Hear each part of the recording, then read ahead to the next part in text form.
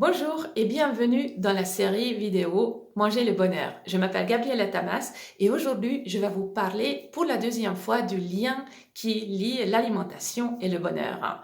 La dernière fois nous avons parlé des neurotransmetteurs et aujourd'hui je vais vous parler des régimes.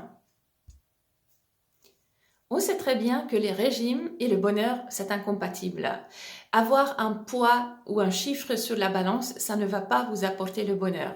Ça peut être très très cruel d'entendre ça, mais c'est vraiment l'expérience que j'ai eue à travers mes clients.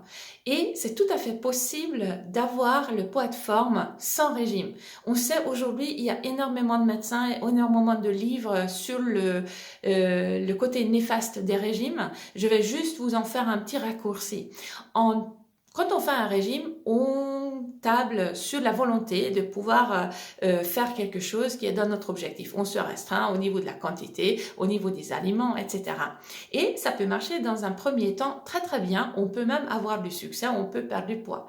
Le problème commence quand notre batterie de volonté commence à s'épuiser ou alors quand dans la vie, il y a des choses qui arrivent, qui nous stressent et donc on va devoir gérer ça.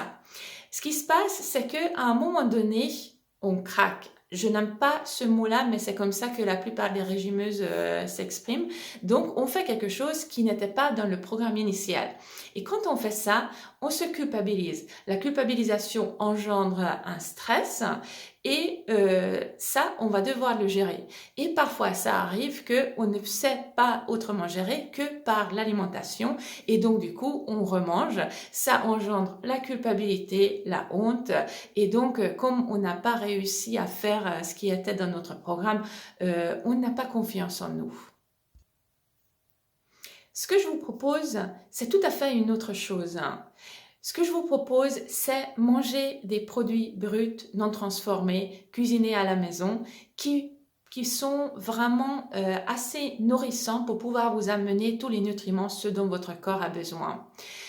Mangez également les choses qui vous correspondent, c'est-à-dire qu'il faut développer l'écoute de soi, il faut faire des observations et le but c'est de pouvoir faire des choix éclairés pour vous et bien entendu de prendre du plaisir. Donc, on est bien d'accord que ce n'est pas une invitation de lâcher prise totale ou de faire du grand n'importe quoi au niveau alimentaire. C'est vraiment basé sur l'écoute, sur l'observation et sur les choix éclairés qu'on peut faire pour soi. C'est exactement ce que je propose dans mon programme La sagesse du corps où, en fait, à travers la pleine conscience, on apprend à décoder les signaux de corps, on apprend quels sont les types de faim et comment on peut travailler avec tout ça pour pouvoir faire vraiment des choix éclairés qui nous aident à nous sentir bien.